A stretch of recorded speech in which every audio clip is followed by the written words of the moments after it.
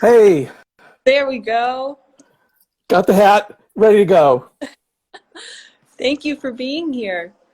Absolutely. Can you hear me okay? I can hear you okay. Can you hear me okay? Yes, it's working. Great, great.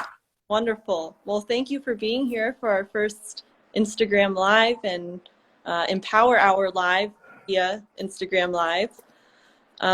You are the Executive Vice President for the Hunger Project, where you are responsible for research and advocacy. Yes.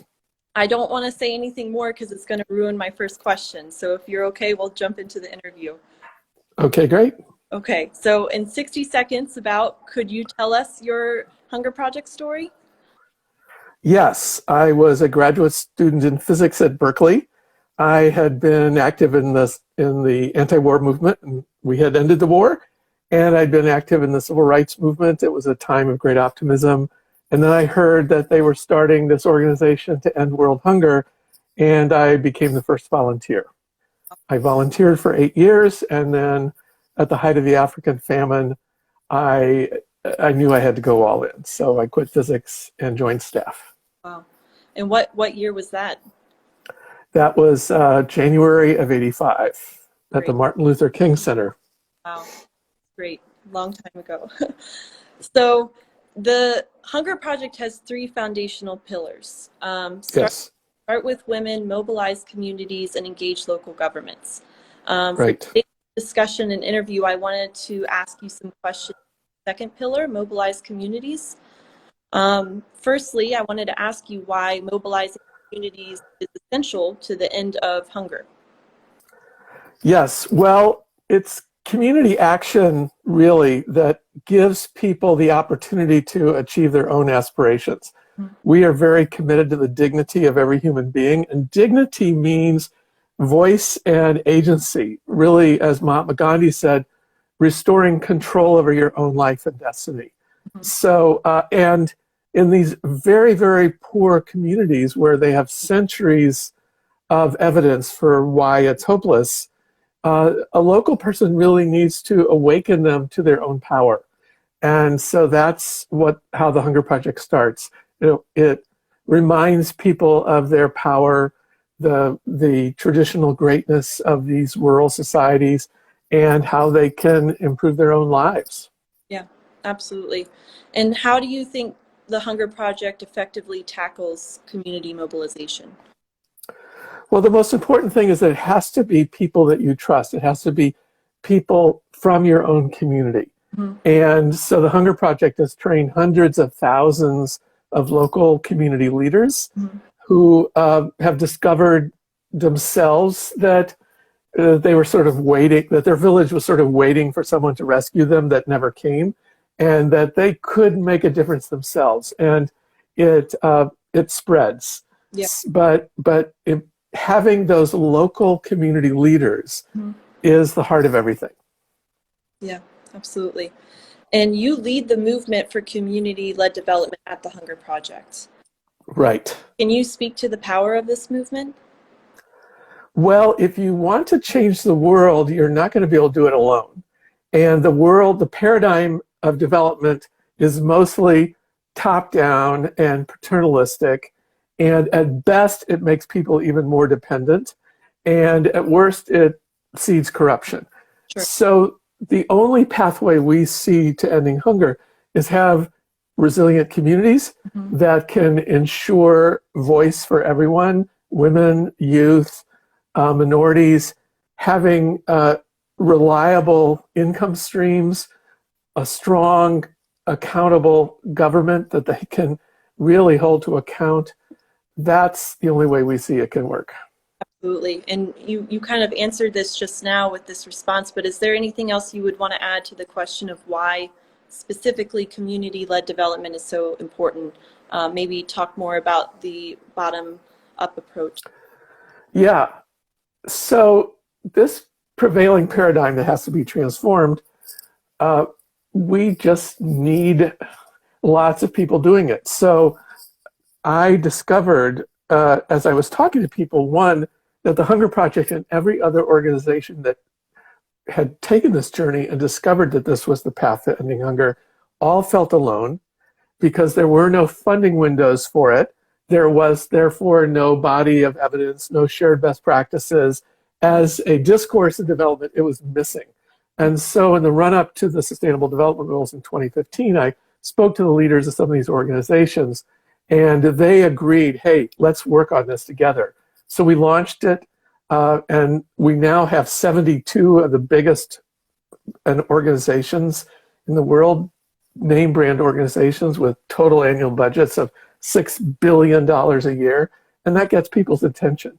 When I wanted to meet with USAID people at first, their only question was, well, is CARE a member of this? And I said, well, they will be. And I got back to them the next day after CARE agreed to join. Okay. But it's that speaking with one voice that has been something the Hunger Project has always worked on. Sure, sure. And as you were explaining this, I had a question come in to ask specifically for you to talk about the enrolling youth movement. Yes. You want to state it further with that? Well, the Hunger Project has I was young when I joined the Hunger Project, and the Hunger Project has had lots of youth activities in various countries at various times. The vast majority of people in Africa, for example, are young. The Hunger Project Bangladesh was actually formed by a student group at Dhaka University. They didn't even tell us they had established it and registered it for about 2 years. So mobilizing youth who are often in our communities unemployed, underemployed, not listened to, all the same factors that work against women's full participation and empowerment are also working against youth. Sure. So ensuring youth have voice, that they have their own opportunities to decide on what they could be doing, set their own agenda, engage with local governments, that's a big priority. Absolutely. Now, the Hunger Project has a reputation as a leading organization for community mobilization. How much of it do you think is because of what you just explained? Well, getting a reputation and getting relationships is really an essential part of any time you're going to build a movement. Sure. And you have to, one of the things, in some ways, it's the kind of the opposite of fundraising. Mm-hmm. In fundraising, you go to somebody and say, hey, this is the best thing ever. Can we talk about it? In building a movement, you actually need to be an appreciative listener of the other organization. So when I talk with somebody from World Vision, I really need to know what they're doing about community development. Then once I know what they're doing and I've listened to them, then they're actually interested in hearing what we're doing. So a lot of it has to do much more with listening and appreciating and learning about your common ground with other organizations, and then emphasizing that. Yeah. And that then people who would not have otherwise paid attention to this, frankly, relatively small organization. The other is that our leaders of each Hunger Project, these local leaders, they are wonderful people. I hope you get to travel to communities of the Hunger Project, everybody who's on this call, because our local leaders are exactly the kind of person who, if they ask you to do something, you will want to do it. Sure. And they've often gone to high school or college with the people who are now in power in their country. The educated populations of some of these countries is quite small and cozy. So having these local leaders mm-hmm. who are themselves have a spirit of partnership. They're not out there with signs whacking the government over the head. They are sitting with these governments saying, oh, well, have you considered this? Hey, the Brazilians did this, or the Kenyans did this. Have we considered that in our country? So they come with respect mm-hmm. and of the dignity of each person they engage with, whether it's a woman in the village or the head of a UN agency. Sure, absolutely. Now, it looks like we had another question. For anybody who's watching, if you have any questions, please feel free to add a comment and I will ask it. But the question that just came in is, what are the best ways for us to find common ground with other groups? Well, as I mentioned, the first is to have friends there. Yeah. So one piece of advice is don't lose track of your friends from college. You know, when I look at like Badil Majumdar or Rita Serene, you know, they have amazing networks of contacts, people who already know them and respect them and will take their call. So, you know, I was on a call today with like the guy who led the rewrite of the Ireland Constitution. He's a very big deal guy. But he's been a friend of mine for 40 years. And he, you know, maintaining those relationships and then keeping them informed, but always from a principle of partnership and engagement. And hey, we just did this thing. I thought you'd like to know. Sure. And then people will be engaged and they'll ask more. Absolutely, absolutely. Can you talk about some of the governments who are learning from the communities where the Hunger Project works? Yes. For example, in Bangladesh, we have this wonderful strategy, the SDG Union strategy, with clusters of villages, like 25,000 people, really taking on solving the SDGs with a signed partnership with their local government. Our country director there knew people in the planning commission for the country. He worked for years to get them to agree to come and visit one of these communities. And then when they did, they said, "Oh my gosh, this is working. We should scale this up. What can I do? How can we get, you know, partnership on this?" Now, governments move slowly, so you really need to find those champions inside the government, work with them week after week, year after year. For instance, in the U.S. Congress, there's Representative Jim McGovern. Mm-hmm. He is a total champion for ending hunger. You see him wearing a mask that says "End Hunger Now" in the U.S. Congress. And hunger fighting groups have been working with him for decades. So sustained, patient commitment is what it takes to, and champions inside government who can say, "Don't do this, do that. If you do this, they'll write you off, but hey, talk to this person, talk to that person." Sure. And then and recognizing that, you know, these governments are made up of human beings. And so if you're the one who has their friendship and trust, mm-hmm. you can build on that. Sure, absolutely. So aside from what you mentioned earlier about staying in touch with people that you go to college with, what suggestions do you have for students who are working to mobilize their chapters in campus communities and global hunger? You know, one of the things that we found has been most useful in the movement is a paper that you can Google. It's called The Water of Systems Change. And it's a water of systems change. And it has this very simple framework where you look at the things you want to change, and then you can sort of analyze, but it all starts with a certain mindset and a certain mental model of how you want it to be.